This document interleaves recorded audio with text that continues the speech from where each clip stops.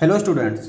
तो अब हम स्टार्ट करेंगे एक्सरसाइज 1.2। ये वाला हमारा क्वेश्चन नंबर 1 है। तो क्वेश्चन नंबर 1 क्या कहता है, so that the function f from R star से आर स्टार। यहाँ पे आर स्टार का मतलब क्या है, ये हमें दे रखा है।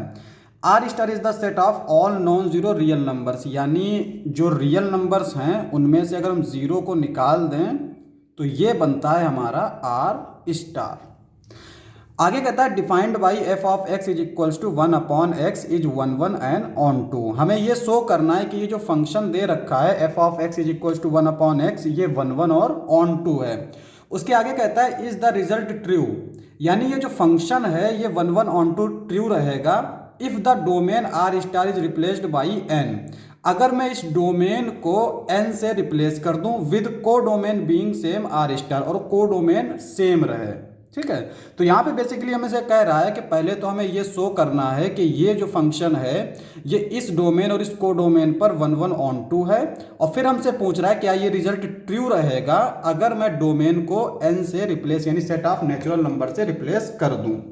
तो सबसे पहले हमें फंक्शन की डेफिनेशन पता होनी चाहिए। 1 1 ऑन टू प्रूफ कैसे करते हैं, जैसे कि यहाँ पे 1 1 के लिए हम लोग क्या करते हैं, दो एलिमेंट अगर x और y हैं तो उसके लिए हम f of x f of y equal रखते हैं और हम शो कर देते हैं कि x is equal to y. अगर ये ट्रू है, x और y जो हैं ये दो डिफरेंट नंबर हम लेते हैं, ठीक है, f of x f of y के इक्वल रखते हैं, x और अगर y इक्वल आ गए तो फंक्शन हमारा 1 1 हो जाता है। ऑन टू के लिए क्या करते हैं, f ऑफ x को y मान लेते हैं, y हमारा कोई भी एलिमेंट होता है कोडोमेन का। उसके बाद में हम यहाँ से y की वैल्यू निकालते हैं x के फॉर्म में, सॉरी x की वैल्यू निकालते हैं y के फॉर्म में, और फिर हम चेक कर लेते हैं। तो स्टार्ट करते हैं हम लोग 1 1 से। सॉल्यूशन, फंक्शन दे रखा है f of x is equal to 1/x।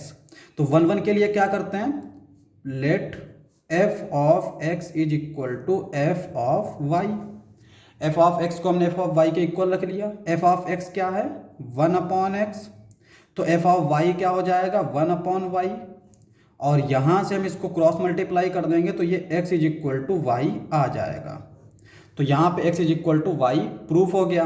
अब अगर हम इसमें देखें तो हमें कहीं पे भी x और y के रियल होने या नेचुरल नंबर होने या होल नंबर होने की ज़रूरत नहीं पड़ी। यहाँ पे सिंपल हमारी कैलकुलेशन है, ये हमेशा ट्रू रहेगा। ठीक है, तो इसका मतलब ये हुआ कि ये 1 1 तो हर एक डोमेन के लिए होगा। यहाँ पे हम आर स्टार की जगह पर कोई भी सेट रख दें तो ये 1 1 हमेशा रहेगा।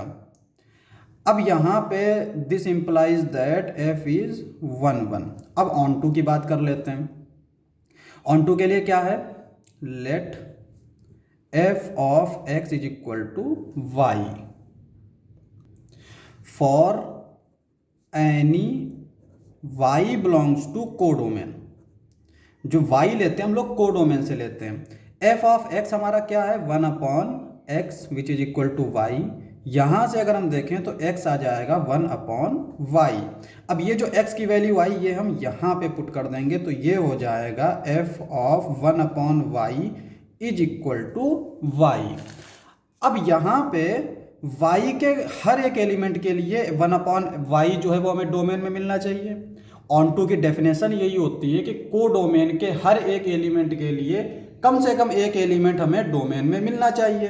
तो यहाँ पे y अगर हम r स्टार से ले रहे हैं, ठीक है, क्योंकि यहाँ पे हमारा जो को डोमेन और डोमेन है वो दोनों r स्टार है। y अगर हम r स्टार से ले रहे हैं तो ये इंप्लाई करेगा कि 1/y भी r स्टार में होगा। तो इसका मतलब ये हुआ कि को डोमेन के हर एक एलिमेंट के लिए 1/y डोमेन में मिल रहा है, तो ये इंप्लाई करेगा f is onto, f is onto. अब आते हैं हम लोग दूसरी कंडीशन पे। यहाँ पे जो फंक्शन है इसका डोमेन हो गया नेचुरल नंबर और को डोमेन हमारा सेम r स्टार है। ठीक है, अब यहाँ पे 1 1 के लिए तो कोई दिक्कत नहीं है, 1 1 सेम ऐसे ही प्रूफ हो जाएगा। तो इसका मतलब ये हुआ कि ये जो फंक्शन है f of x is equal to 1/x, इस पे डिफाइन किया गया ये जो है f इज 1 1। तो ये 1 1 तो होगा, डायरेक्ट हम ऐसे ही लिख लेंगे 1 1 प्रूफ हो जाएगा। अब आते हैं ऑन टू पे। ऑन टू के लिए क्या करते हैं, let f of x is equal to y. अब यहाँ पे f ऑफ x हमारा है 1/x, तो इसको हम 1/x रखेंगे, y is equal, this implies that x is equal to 1/y। काम वही करेंगे जो हम लोग ऑन टू में करते हैं, ये हमेशा ऐसे ही करना है। अब यहाँ पे x की वैल्यू उठा के यहाँ पे पुट कर देंगे तो ये इंप्लाई करेगा f of 1/y is equal to y। लेकिन अब यहाँ पे जो हमने y लिया था वो कोडोमेन से लिया था, यहाँ पर तो कोडोमेन आर स्टार था, लेकिन यहाँ पे जो कोडोमेन है वो है हमारा, कोडोमेन है आर स्टार ही, लेकिन डोमेन जो है वो नेचुरल नंबर है। तो यहाँ पे हमारे लिए क्या कंडीशन है, कोडोमेन के एलिमेंट के लिए डोमेन में एक एलिमेंट मिलना चाहिए, यानी अगर y आर स्टार में बिलोंग कर रहा है तो 1/y जो है कम से कम हर एक y के लिए 1/y जो है वो नेचुरल नंबर में होना चाहिए। तो क्या ऐसा पॉसिबल है? अब देखो, if y belongs to R star this implies that y may be 2, क्योंकि y जब हमारा आर स्टार में है, रैंडम एलिमेंट है, कोई भी एलिमेंट ले सकते हैं, तो आर y जो है हम 2 भी ले सकते हैं।